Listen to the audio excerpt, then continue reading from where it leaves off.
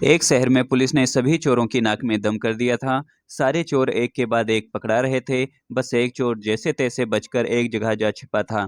तभी उसे एक ख्याल आया कि क्यों ना वो भगवा पहनकर साधु बन जाए। ये दुनिया चोरों को तो जूता मारती है, लेकिन अगर वही चोर भगवा पहन ले तो उसके पैर में पड़ी रहती है। इस प्रकार चोर साधु बनकर घूमने लगता है।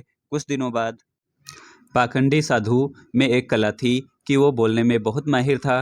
प्रवचन तो उसके बाएं हाथ का खेल था। इस कारण साधु की निकल पड़ती है। उसके बहुत से शिष्य बन जाते हैं। कई लोग उसके आगे पीछे घूमने लगते हैं। उसे मुफ्त में खाने को मिलने लगता है। बस उसे सांसारिक जीवन छूटने का दुख रहता है। पाखंडी साधु जंगल में अपने शिष्यों के साथ रह रहा था। तभी उसके आश्रम में एक सेठ आया। सेठ को भी पाखंडी साधु ने अपने बोलने की कला से प्रभावित कर दिया। साधु से मिलकर जब सेठ अपने घर पहुंचा तो उसे एक ख्याल आया। असल में सेठ को एक दुविधा थी। उसके पास बहुत सोना था, जिससे चोरों के डर के कारण वो अपने घर में नहीं रख सकता था। उसने सोचा क्यों ना ये सोना साधु के आश्रम में रख दिया जाए, क्योंकि साधु को कभी कोई मोह माया नहीं रहती। वो तो भगवान का रूप होते हैं। किसी को ऐसे देवता पर शक भी नहीं होगा कि उनके आश्रम में सोना गड़ा हुआ है। ऐसा सोचकर सेठ दूसरे दिन सोना लेकर पाखंडी साधु के आश्रम आता है और उससे पूरी बात बताता है। फिर क्या था, पाखंडी साधु का तो दिल गदगद हो गया। उसकी आंखें तो उस सोने की पोटली से हट ही नहीं रही थी। उस सेठ ने वो सोने की पोटली आश्रम के एक पेड़ के नीचे दबा दी और वहां से चला गया। अब साधु को नींद कहाँ आनी थी। वो रात भर उस सोने की पोटली के बारे में सोचता रहा। उसने सोचा अगर ये सोना मिल जाए तो जीवन तर जाएगा, सांसारिक दुख भी मिलेगा जो इस भगवा कपड़ों ने छीन लिया है। इस तरह साधु ने कई सपने देख डाले। दूसरी तरफ सेठ सोने को आश्रम में रखकर संतुष्ट होकर सो रहा था। कुछ समय बीतने पर साधु ने एक योजना बनाई। उसने सोचा कि वो इस सोने को लेकर चला जाएगा और सेठ को शक ना हो, इसलिए वो उसके घर जाकर जाने की बात कहेगा ताकि सेठ को ये ना लगे कि साधु सोना लेकर भागा है।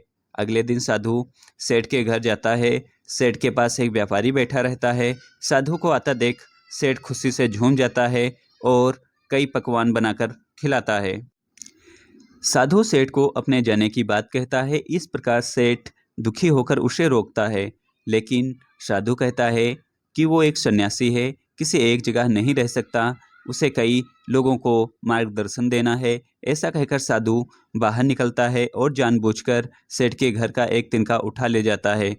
थोड़ी देर बाद साधु वापस आता है, जिसे देख सेठ वापस आने का कारण पूछता है। तब साधु कहता है कि आपके घर का यह एक तिनका मेरी धोती में लटक कर मेरे साथ जा रहा था, वही लौटाने आया हूँ। सेठ हाथ जोड़कर कहता है इसकी क्या जरूरत थी। तभी साधु कहता है इस संसार की किसी वस्तु पर साधु का कोई हक नहीं है। फिर अपनी बातों से वो सेठ को मोहित कर देता है और वहाँ से निकल जाता है। यह सब घटना सेठ के पास बैठा व्यापारी देखता है और सेठ से पूछता है कि कौन है ये साधु। तब सेठ उसे पूरी बात बताता है, जिसे सुनकर व्यापारी जोर जोर से हंसने लगता है। सेठ हंसने का कारण पूछता है। तब व्यापारी उसे कहता है तुम मूर्ख हो, वो पाखंडी तुम्हें लूट के ले गया। जिस पर सेठ कहता है कैसी बात करते हो, वो एक संत हैं, बहुत ज्ञानी हैं। व्यापारी कहता है अगर तुम्हें अपना सोना बचाना है तो उस जगह चलो जहाँ सोना दबाया था। सेठ उसे वहां लेकर जाता है और खुदाई करता है, लेकिन उसे कुछ नहीं मिलता। वो रोने लगता है। तब व्यापारी उसे कहता है रोने का वक्त नहीं है, जल्दी चलो, वो साधु दूर नहीं गया होगा। सेठ और व्यापारी पुलिस को बताते हैं और पुलिस उस पाखंडी साधु को ढूंढ लेती है।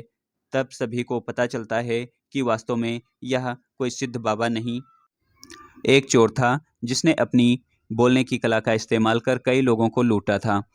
पुलिस से बचने के लिए भगवा पहन लिया था। सोना मिलने के बाद सेठ की जान में जान आती है। सेठ व्यापारी से पूछता है कि उसे कैसे पता चला कि यह साधु पाखंडी है।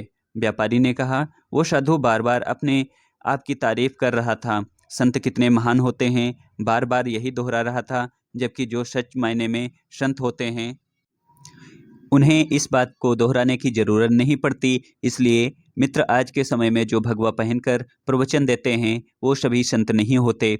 भगवा रंग किसी भगवान का रूप नहीं है। इसे पहनने वाला हमेशा संत